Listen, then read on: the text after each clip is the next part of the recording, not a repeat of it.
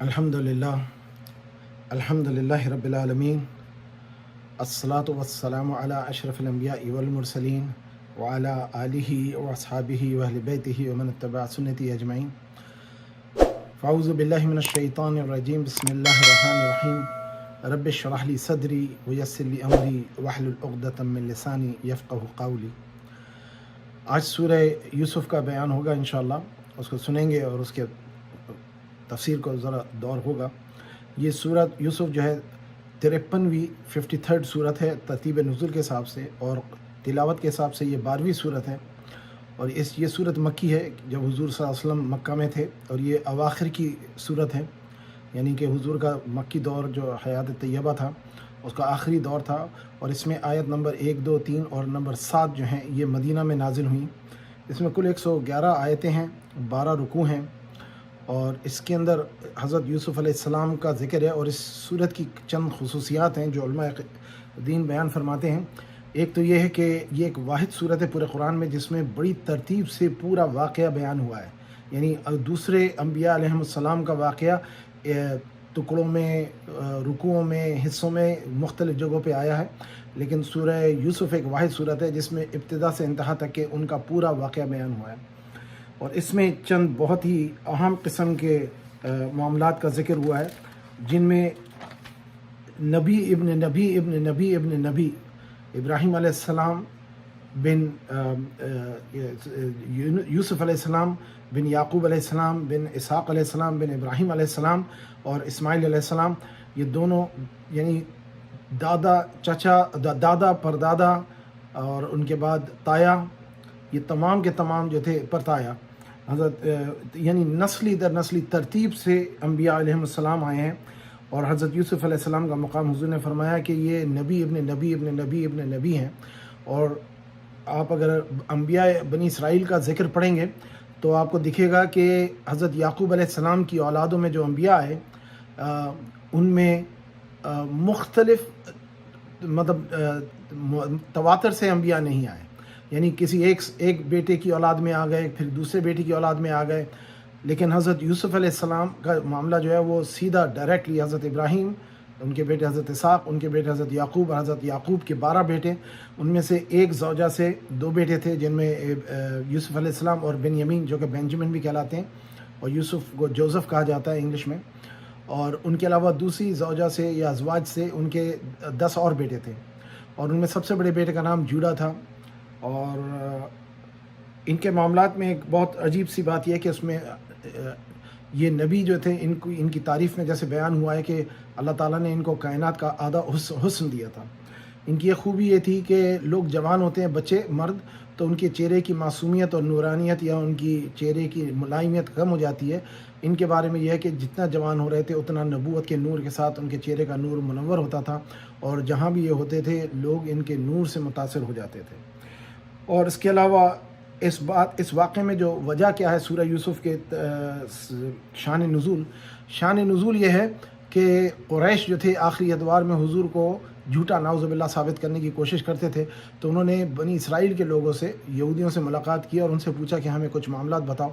तो यहूदियों ने कहा कि तुम इनसे पूछो, क्योंकि तुमको मक्का के लोगों को बनी इसराइल कौम के बारे में ज़्यादा मालूमात नहीं थी। तो कहने लगे कि इनको तो ये मक्का में ही रहे हैं, इनको ज़्यादा पता नहीं होगा, क्योंकि नाउज़ुबिल्लाह ये समझते थे कि ये इनके अपने आप से कुरान बना लाते हैं। तो उन्होंने कहा कि ये पूछो इनसे कि इब्राहीम और इसहाक़ और उनके याकूब जो बेटे थे वो तो फ़लस्तीन में थे, तो ये मिस्र कैसे पहुँचे? अब उनको पता नहीं था कि ये जो मिस्र का, ये तो पता था कि फ़िरौन से हज़रत मूसा को आज़ादी मिली है, लेकिन उनके जाने का सबब नहीं था। तो अल्लाह सुब्हानहू व तआला ने पूरी ये सूरत नाजिल फरमा दी कि यूसुफ़ अलैहिस्सलाम मिस्र गए थे और उन्होंने हज़रत याकूब को वहाँ बुलाया था, और उसके बाद उनका पूरा ख़ानदान वहाँ आबाद हो गया था, और उनको बहुत इज़्ज़त और इकराम और मुक़ाम था। और उसके बाद जब उनका फ़िरौन जो उस वक्त का बादशाह था उसकी हुकूमत बदली, उस पर कब्ज़ा हुआ, उन्होंने इनको निकाला और उनको ग़ुलाम बना लिया, और उसके बाद हज़रत मूसा अलैहिस्सलाम ने इनको ग़ुलामी से आज़ाद फरमाया। और बनी इसराइल में ये है कि हर वक्त तवातर से अम्बिया अलैहिमुस्सलाम आते रहे। हज़रत यूसुफ़ अलैहिस्सलाम के वाक़े की मुमासलत ये है कि इनके जो 12 भाइयों में से 10 जो थे वो आपसे बहुत ज़्यादा हसद और نفرت کرتے تھے. اور بھائیوں کا معاملہ ہے تو جس طرح نبی علیہ الصلوۃ والسلام قریش کے لیے ان کی قوم کے تھے, قبیلے کے تھے, اور ان کے ساتھ حضور علیہ الصلوۃ والسلام کے ساتھ جو ان کا اخلاق تھا اس پہ بات ہوئی ہے. اور اس میں ایک اور بڑی بات جو سمجھ میں آتی ہے وہ یہ کہ جس طرح ان کے بھائیوں نے ان کو ملک بدر کیا, ان کو شہر بدر کیا, جس طرح ان کو پریشانی میں ڈالا اور ان کو ہر کوشش کر ڈالی کہ جس سے ان کو نقصان پہنچے اور اپنے والد کا قرب حاصل کرنا چاہا, تو اللہ تعالیٰ نے حضرت یوسف علیہ السلام کو بتا بھی دیا.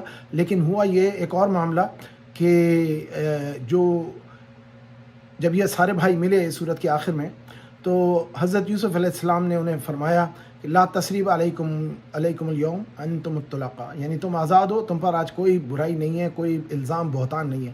حضور علیہ الصلوۃ والسلام نے جب فتح مکہ فرمائی, آپ نے قریش کے ساتھ یہی فرمایا, آپ نے کہا جو یوسف نے اپنے بھائیوں سے کہا میں بھی وہی کہوں گا, کیونکہ قریش کو فکر تھی کہ اب یہ بدلہ لیں گے, ہمیں ماریں گے, کیونکہ یہ عربوں کا ایک مزاج تھا.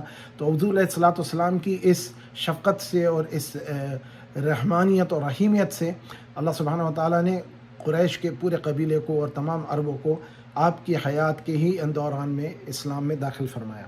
تو اس صورت کی ابتدا سنتے ہیں, اور اللہ سبحانہ و تعالیٰ نے اس قرآن کی پہلے تصدیق فرمائی اور پھر اس کے بعد بتایا کہ یہ قرآن عربی میں نازل کیا تاکہ تم سمجھ سکو. بسم اللہ الرحمن الرحیم, اس کو شروع کرتے ہیں. بسم اللہ الرحمن الرحیم. الف لام را تلك آیات الكتاب المبین. شروع اللہ کے نام سے جو بڑا مہربان نہایت رحم والا ہے. الف لام را, یہ کتاب روشن کی آیتیں ہیں. انا انزلناه قرآنا عربیا لعلکم تعقلون. ہم نے اس قرآن کو عربی میں نازل کیا ہے تاکہ تم سمجھ سکو. نحن نقص عليك أحسن القصص بما أوحينا إليك هذا القرآن وإن كنت من قبله لمن الغافلين. اے پیغمبر, ہم اس قرآن کے ذریعے سے جو ہم نے تمہاری طرف بھیجا ہے تمہیں ایک نہایت اچھا قصہ سناتے ہیں اور تم اس سے پہلے بے خبر. إذ قال. یہ 3 آیتیں مدنی ہیں, اور ان میں جیسے ہے کہ یہ کتاب روشن کی آیتیں ہیں, اور اللہ تعالیٰ فرما رہے ہیں کہ یہ قرآن عربی میں نازل کیا تھا کہ تم سمجھ سکو, یعنی قریش سے اور عربوں سے کلام ہو رہا ہے. اور اس کی ایک بات یہ ہے کہ اللہ تعالیٰ وضاحت فرما رہے ہیں کہ ایسا نہیں ہے کہ کسی غیر زبان کے لوگوں کو دوسری زبان کا قرآن نازل کیا, یعنی کہ وہ سمجھ نہ سکیں, جو ان کے شعور اور اس خیال میں نہ آ سکے. تو یہ اللہ سبحانہ و تعالیٰ نے یہ اس بات کی ایک ترتیب فرمائی.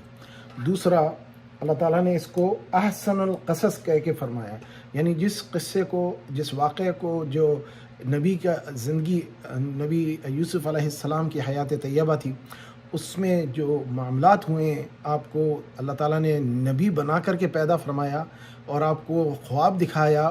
7 سال کہتے ہیں عمر تھی, جو مفسر بیان کرتے ہیں. آپ 7 سال کے تھے, آپ کے والد حضرت یعقوب بھی نبی تھے, آپ بھی نبی تھے, اور نبیوں کے خواب سچے ہوتے ہیں. تو ایک تو خوابوں کی تعبیر کا علم آپ کو عطا فرمایا, اور باتوں کی فہم کا علم بھی عطا فرمایا, یعنی غیب کا وہ علم عطا فرمایا جو صرف اللہ کا ذاتی ہے اور انبیاء اور اولیاء کا عطائی ہے. یہ بات بڑی وضاحت سے سمجھ لیں. کچھ لوگ کہتے ہیں کہ انبیاء کو علم غیب نہیں, انبیاء کو اپنا ذاتی علم غیب نہیں, وہی غیب ہے جو اللہ تعالیٰ نے انہیں عطا کیا. تو پھر وہ کہتے ہیں جناب وہ غیب نہیں رہا کیونکہ وہ بتا دیا. تو وہ غیب اس طرح سے ہے کیونکہ وہ ان کو بھی پتہ نہیں تھا اور آپ کو بھی پتہ نہیں تھا. وہ ان کو اللہ تعالیٰ نے وہ علم دیا ہے کہ وہ باتوں کے راز جان لیتے ہیں, ان باتوں کی تعویل کر لیتے ہیں جو کہ عام انسان نہیں کرتا. تو اللہ سبحانہ وتعالیٰ نے اس کو بڑا خوبصورت اندازوں میں بیان کیا. احسن القصص بما اوحینا الیک ھذا القرآن, یعنی کہ ہم نے آپ کو یہ بہترین ایک خوبصورت قصہ ہم نے بیان کیا ہے جو اس سے پہلے من قبل ہی لمن الغافلین, وَإِن كُنْتَ مِن قَبْلِ, جو آپ اس سے قبل غفلت میں تھے, یعنی آپ کے علم میں یہ بات نہیں تھی. تو کل یہ نہ کوئی کہہ سکے کہ جی وہ تو ان کو سکھا گیا تھا, کوئی بتا گیا تھا کوئی. تو اللہ سبحانہ و تعالیٰ نے اس بات کی وضاحت فرما دی. اب اگلی آیت میں حضرت یوسف علیہ السلام کا خواب کا ذکر ہو رہا ہے, اور اب اس میں جو بھائیوں کا ذکر ہوگا انشاءاللہ وہ بیان کرتے ہیں کہ رشتہ داریوں میں, خصوصاً خونی رشتہ داریوں میں, اور یہ واقعے کی اس بات کو سمجھ لیں, یہ ذکر کن کا ہو رہا ہے؟ جو نبی ابن نبی ابن نبی ابن نبی کے بیٹے ہیں, یعنی حضرت یعقوب کے سارے بیٹے نبی کی اولاد ہیں, اور ان کے دادا سب کے جو تھے حضرت ابراہیم تھے پردادا, اور اسحاق ان کے دادا تھے, اور یعقوب ان کے والد تھے. یعنی گھر میں نبی کے یہ ہو رہا ہے, سگی اولادوں میں. اور کیونکہ باپ نبی تھے، انہیں پتہ تھا کہ 11واں نمبر کا بیٹا جو ہے میرا حضرت یوسف علیہ السلام، ان پہ نبوت ہے. یعنی 10 بھائیوں میں حسد ہو گئی کہ وہ بھی باپ کا حق تھا کہ وہ باپ کو چاہتے تھے، محبت کرتے تھے. ان کی خواہش تھی کہ والد ہم پر پوری توجہ دیں. یعنی حسد ہو گئی ان میں. 10 بیٹوں میں یہ حسد ہو گئی کہ ہمارے گروہ کو چھوڑ کر کے یہ یوسف کو اور بنیامین کو زیادہ توجہ فرماتے ہیں. تو اگلی آیت سنتے ہیں انشاءاللہ. بسم اللہ الرحمن الرحیم. نحن نقص عليك أحسن القصص بما أوحينا إليك هذا القرآن وإن كنت من قبله لمن الغافلين. اے پیغمبر، ہم اس قرآن کے ذریعے سے جو ہم نے تمہاری طرف بھیجا ہے تمہیں ایک نہایت اچھا قصہ سناتے ہیں اور تم اس سے پہلے بے خبر. إذ قال يوسف لأبيه يا أبت إني رأيت 11 كوكبا والشمس والقمر رأيتهم لي ساجدين. جب یوسف نے اپنے والد سے کہا کہ ابا میں نے خواب میں 11 ستاروں اور سورج اور چاند کو دیکھا ہے، دیکھتا کیا ہوں کہ وہ مجھے سجدہ کر رہے ہیں. قال يا بني لا تقصص رؤياك على إخوتك فيكيدوا لك كيدا إن الشيطان للإنسان عدو مبين. انہوں نے کہا کہ بیٹا اپنے خواب کا ذکر اپنے بھائیوں سے نہ کرنا، نہیں تو وہ تمہارے حق میں کوئی فریب کی چال چلیں گے. کچھ شک نہیں کہ شیطان انسان کا کھلا دشمن ہے. وكذلك يجتبيك ربك ويعلمك من تأويل الأحاديث ويتم نعمته عليك وعلى آل يعقوب كما أتمها على أبويك من قبل إبراهيم وإسحاق إن ربك عليم حكيم. اور اسی طرح اللہ تمہیں برگزیدہ و ممتاز کرے گا اور خواب کی باتوں کی تعبیر کا علم سکھائے گا، اور جس طرح اس نے اپنی نعمت پہلے تمہارے دادا پردادا ابراہیم اور اسحاق پر پوری کی تھی اسی طرح تم پر اور اولاد یعقوب پر پوری کرے گا. بے شک تمہارا پروردگار سب کچھ جاننے والا اور حکمت. لقد كان في يوسف وإخوته آيات للسائلين. ہاں، یوسف اور ان کے بھائیوں کے قصے میں پوچھنے والوں کے لیے بہت سی نشانیاں ہیں. اب اس آیت نمبر 4 سے اس کی تفسیر شروع کرتے ہیں. جب یوسف علیہ السلام نے اپنے والد ابی کا عربی میں لفظ ہوتا ہے قبائلی باپ بھی اور بایولوجیکل باپ بھی، تایا، چچا، یہ سب آبا میں قبیلے کے سردار، یہ سب آبا میں استعمال ہوتے ہیں. والد جو عربی میں ہے وہ صرف اپنے والد جس کے نطفے سے انسان پیدا ہوتا ہے اس کے لیے والد کا ولد اس کا جس کے نطفے سے پیدا ہوا وہ کہلاتا ہے. ابن جو ہے وہ ابن بھی قبائلی ابن ہو سکتا ہے، لیکن والد اور ولد یہ دو خاص ہیں. جس کی نسل سے اولاد ہے اور جس کی نسل میں اولاد ہے وہ والد اور ولد عربی میں کہلاتے ہیں. تو اس میں انہوں نے ذکر کیا، یعنی دیکھیں حضرت یوسف کے دادا اور پردادا جو تھے انبیاء تھے، یعنی کہ اسحاق اور ابراہیم علیہ السلام. تو اس لیے آبا کا لفظ استعمال ہوا ہے جس میں سب شامل ہو گئے. اب اس میں ذکر یہ ہے کہ انہوں نے خواب میں اپنے والد سے بتایا کہ میں نے دیکھا ہے کہ جس میں 11 ستارے اور سورج چاند دیکھتا ہوں کہ وہ مجھے سجدہ کر رہے ہیں. اب سجدہ جو تھا حضرت یوسف کو ہو رہا تھا، اور سجدے میں جو 11 ستارے تھے وہ 11 بھائی تھے، جن میں ایک بنیامین تھے جو ان کے اپنے والدہ سے تھے. اور کچھ علماء بیان کرتے ہیں کہ ان کی والدہ کا بچپن میں انتقال ہو گیا تھا، تو حضرت یعقوب جو تھے انہوں نے ان کو چھوٹے بچوں کو اپنے خود پالا تھا اور بہت قریب رکھتے تھے، خصوصاً جب ان کی پتہ تھا کہ ان کو نبوت بھی ہے ان کے حصے میں. تو انہوں نے اب جب یہ خواب سنا، اور سورج میں والد تھے اور چاند میں والدہ تھیں، لیکن کچھ علماء کہتے ہیں کہ والدہ نہیں، وہ خالہ تھیں. بہرحال پھر قال یا بنی لا تقص رؤیاک علی اخواتک. اب انہوں نے نبی ہیں اور بیٹا بھی نبی ہے. نبی کا خواب سچا، نبی کا بیان سچا، باپ سچا، بیٹا سچا، دونوں نبی ہیں. اور والد کہہ رہے ہیں حضرت یعقوب کہ بیٹے یہ بتانا نہیں اپنے بھائیوں کو. دیکھیے وہ نبی ابن نبی ہیں 12 کے 12، اور یعنی ابن نبی کی ہونے کے باوجود بھی یہ حسد ایک ایسی چیز ہے جو حضور نے فرمایا کہ انسان کے اعمال کو آگ کی طرح کھا جاتی ہے، جیسے آگ لکڑی کو جلا دیتی ہے. تو یہ ایک بہت بڑا تھا. اور انہوں نے صرف ایسا ہی نہیں کیا، انہوں نے اس خواہش ان کی بری نہیں تھی، خواہش ان کی نیک تھی. وہ چاہتے تھے والد کا قرب، اور ان کو اس بات کی حسد ہوئی کہ اللہ تعالیٰ ابا جو ہیں وہ حضرت یوسف علیہ السلام کو جو کہ ہم سے سب سے چھوٹے ہیں ان کو زیادہ رغبت دیتے ہیں، تو بڑے جوان ہونے کے باوجود بھی وہ بڑے بھائی تھے، انہوں نے اس بات کی حسد کی۔ اور پھر اس کے بعد حضرت یوسف نے یعقوب نے بیان فرمایا کہ آپ نے کہا بیٹوں سے ذکر مت کرنا اپنے بھائیوں سے، ورنہ شیطان کی جو چالیں ہیں اس چالوں میں وہ تم کو نقصان نہ پہنچائے گا، وہ کھلا دشمن ہے۔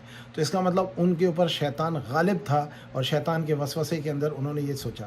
اور پھر اس نے بتایا کذالک یجتبیک ربک، یعنی اسی طرح تمہارا رب تمہیں بھی ممتاز و بزرگ کر دے گا جس طرح سے، اور اپنی نعمتیں پوری کرے گا۔ تم کو تعلیم اللہ تعالیٰ نے روحانی طور پہ تعلیم فرمائی کہ خوابوں کی تعبیر کا علم سکھایا، اور باتوں کی تعبیر کا بھی کہا جاتا ہے۔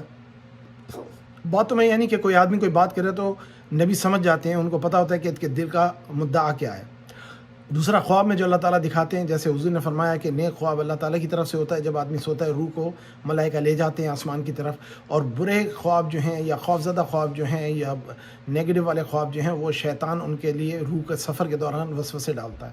پھر آپ نے فرمایا کہ خواب جو ہیں جب دیکھو، اور اگر کوئی برا خواب دیکھو تو اس کے بعد اس کو پہلے تو یہ ہے کہ کسی کو بیان نہ کرو، لا حول ولا قوت الا باللہ العلی العظیم پڑھ کے الٹے کندھے کی طرف پھو پھو پھو اس طرح سے 3 بار کرو، اور کروٹ جس پہ سو رہے تھے اس کی الگ کروٹ سو، یعنی اگر آپ سیدھی کروٹ سو کر کے اٹھے تھے خواب دیکھ کر کے تو آپ لیفٹ ہینڈ کی طرف الٹے ہاتھ کی طرف کروٹ کریں گے، اگر الٹے ہاتھ کی طرف سے سو رہے تھے تو سیدھے ہاتھ کی طرف کریں گے۔ پھر ایک اور آپ نے فرمایا کہ حدیث میں جو ہے جس سے فہم ہے علماء کا کہ خواب جس کو سناؤ جو پہلا لفظ وہ کہے گا تو وہ تعبیر بن جاتا ہے، تو اس لیے فرمایا کہ پہلے تو خواب انہی کو سناؤ جو تمہارے محبت کرنے والے خیر خواہ ہیں، جو دشمن ہیں جن کے بارے میں آپ کو اعتماد نہیں ہے آپ کبھی ان سے خواب اپنا نہ بیان کریں اور کسی سے بھی نہ کریں۔ اللہ تعالیٰ اس کی تعبیر پھر وہی کرے گا جو آپ اس کا تصور کریں گے، ورنہ آپ نے جب کسی کو بتا دیا اور اس نے اس پہ کوئی کامنٹ دیا تو اس کا مطلب وہ خواب جو ہے وہ اس کی تعبیر بن جائے گا۔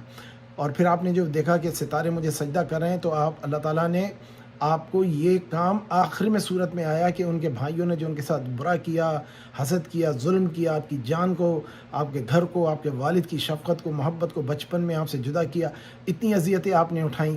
اور پھر اس کے بعد زلیخا کا واقعہ ہوا، یہ تمام باتوں کے ساتھ تکلیفوں کے ساتھ گزرنے کے بعد جیل میں آپ نے وقت گزارا، اس تمام اذیتوں کے بعد بھی آپ نے اپنے بھائیوں سے کیا کہا؟ آپ نے کہا لا تثریب علیکم اليوم، یعنی انہوں نے بھائیوں کو اپنی غلطی کا احساس ہوا کیونکہ آپ نے معاف کر دیا، تو اس کے بعد اللہ تعالیٰ نے ان کو وہاں پر آباد فرما دیا، اور پھر وہ اپنے والد کے ساتھ وہاں آ گئے حضرت یعقوب کے ساتھ، اور وہاں آ کر کے انہوں نے اپنا زندگی گزاری۔ اور بھائیوں سے نہ بتانے کی ایک بات بہت اہم ہے جس کو سمجھ لیں کہ اگر کوئی آپ کو شک ہے کہ وہ آپ کے لیے محبت نہیں رکھتا، آپ کے لیے بری سوچ رکھتا ہے، تو اس آدمی سے بیان نہ کریں۔ اور پھر اس آیت نمبر 7 میں اللہ تعالیٰ نے بتا بھی دیا کہ لقد کان فی یوسف و اخوتہ آیۃ للسائلین، یعنی وہ پوچھنے آئے تھے، پوچھنے والوں کے لیے اس میں نشانیاں ہیں، یعنی کہ اے قریش جو تم پوچھ کر کے باہر سے آئے ہو کہ یہ واقعہ کیا تھا، اب اس میں تمہارے لیے بھی نشانی ہے کہ جو تم نبی محبت میرے نبی کے ساتھ کر رہے ہو یہ وہی حال ہے جو یوسف کے علیہ السلام کے بھائیوں نے ان کے ساتھ کیا تھا، جو کہ ان کے ساتھ بدتمیزی کی تھی اور ان کو بہت زیادہ تکلیفیں پہنچائی تھیں۔ اگلی آیت سنتے ہیں، بسم اللہ الرحمن الرحیم۔ إذ قالوا ليوسف وأخوه أحب إلى أبينا منا ونحن عصبة إن أبانا لفي ضلال مبين۔ جب انہوں نے آپس میں تذکرہ کیا کہ یوسف اور اس کا بھائی ابا کو ہم سے زیادہ پیارے ہیں، حالانکہ ہم جماعت کی جماعت ہیں، کچھ شک نہیں کہ ابا صریح غلطی پر ہیں۔ اقتلوا يوسف أو اطرحوه أرضا يخل لكم وجه أبيكم وتكونوا من بعده قوما صالحين۔ تو یوسف کو یا تو جان سے مار ڈالو یا کسی ملک میں پھینک آؤ، پھر ابا کی توجہ صرف تمہاری طرف ہو جائے گی اور اس کے بعد تم اچھی حالت میں ہو جاؤ گے۔ قال قائل منهم لا تقتلوا يوسف وألقوه في غيابة الجب يلتقطه بعض السيارة إن كنتم فاعلين۔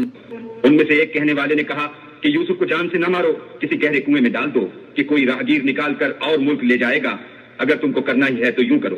قالوا يا أبانا ما لك لا تأمنا على يوسف وإنا له لناصحون۔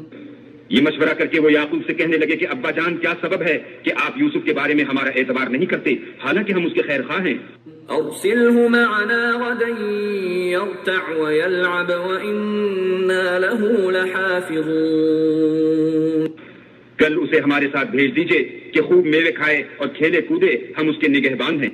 قال إني ليحزنني أن تذهبوا به وأخاف أن يأكله الذئب وأنتم عنه غافلون. انہوں نے کہا کہ یہ امر مجھے غمناک کیے دیتا ہے کہ تم اسے لے جاؤ، یعنی وہ مجھ سے جدا ہو جائے، اور مجھے یہ بھی خوف ہے کہ تم کھیل میں اس سے غافل ہو جاؤ اور اسے بھیڑیا کھا جائے. قالوا اب اس آیت نمبر 8 سے آیت نمبر 13 تک کہ اللہ تبارک و تعالیٰ بیان فرما رہے ہیں کہ بھائیوں نے ایک سازش کا پلان بنایا کہ وہ 10 کے 10 سمجھتے تھے کہ ہم بڑے ہیں، ہمارا گروہ بڑا ہے، جبکہ ہم باپ کی محبت شفقت چاہتے ہیں اور باپ کی شفقت ہمیں نہیں مل رہی. تو انہوں نے یہ پلان بنایا کہ جو باپ کو سب سے زیادہ محبوب ہے اس کو جان سے مار دو، قتل کر دو، یا اس کو کہیں ایسا پھینک دو تاکہ پھر وہ باپ کی توجہ ہماری طرف ہو جائے. ان کا ارادہ محبت تھی، لیکن ان کا انداز جو تھا وہ جارحانہ تھا. جس طرح سے میں بہرحال اہل سنت والجماعت کے عقائد سے متفق ہوں، لیکن جو کیا جا رہا ہے آج کل نبی صلی اللہ علیہ وسلم کے عشق کے نام پر پاکستان کو نقصان پہنچانے کی کوشش کی جا رہی ہے، ہم قطعی اس کا ساتھ نہیں دیتے. ہم نہیں سمجھتے کہ یہ مناسب ہے. حضور علیہ السلام کی محبت میں آپ ملک کو اور قوم کو تباہ کریں، لوگوں کو جانوں کے ساتھ کھیل دیں، یہ کوئی اسلام نہیں ہے، نہ یہ حب ہے. اسی طرح سے ان لوگوں نے اسی محبت کا بہانہ بنا کر کے اپنے سگے بھائی، سوتیلے بھائی حضرت یوسف علیہ السلام کے ساتھ انہوں نے سازش کی، اور انہوں نے والد سے جھوٹ آ کر کے بولا کہ آپ اسے ہمیں کھیلنے ہمارے ساتھ بھیج دیں، آپ ان کو کبھی چھوڑتے نہیں ہیں. تو انہوں نے اپنے خوف کا اظہار فرمایا کہ کہیں ایسا نہ ہو کہ بھیڑیا کھا جائے اور تم کھیل میں لگے رہو. یعنی ان کو پتہ تھا کہ یہ کیا ہونے والا ہے، لیکن نبی کا حکم، نبی کا فکر، نبی کی سوچ آپ سمجھ سکتے ہیں. تو اس وقت انہوں نے میٹھی باتیں کر کے باپ کو دھوکہ دیا، اور میٹھی بات کر کے کرنے والا ہمیشہ صحیح نہیں ہوتا، سچی بات کرنے والا سچ ہوتا ہے. اس کے بعد اگلی آیت میں اللہ سبحانہ و تعالیٰ فرما رہے ہیں کہ اب کیا ہوا جب انہوں نے باپ سے وعدہ لے لیا اور اپنے بھائی کو لے گئے ساتھ.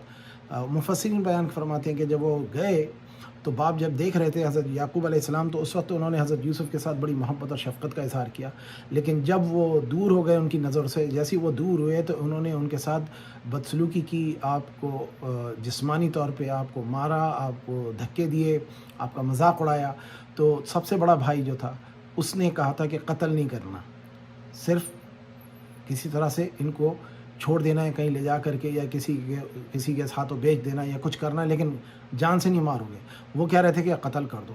تو اس پہ انہوں نے دیکھا کہ میرا بڑا بھائی، مجھے سب سے بڑا بھائی جو ہے وہ مار نہیں رہا ہے اور بدتمیزی بھی نہیں کر رہا ہے، تو آپ اس کے پاس گئے. تو اس کا واقعہ قرآن میں بیان ہوا ہے. اس واقعے کو سنتے ہیں انشاءاللہ. آیت نمبر 14 سے شروع کر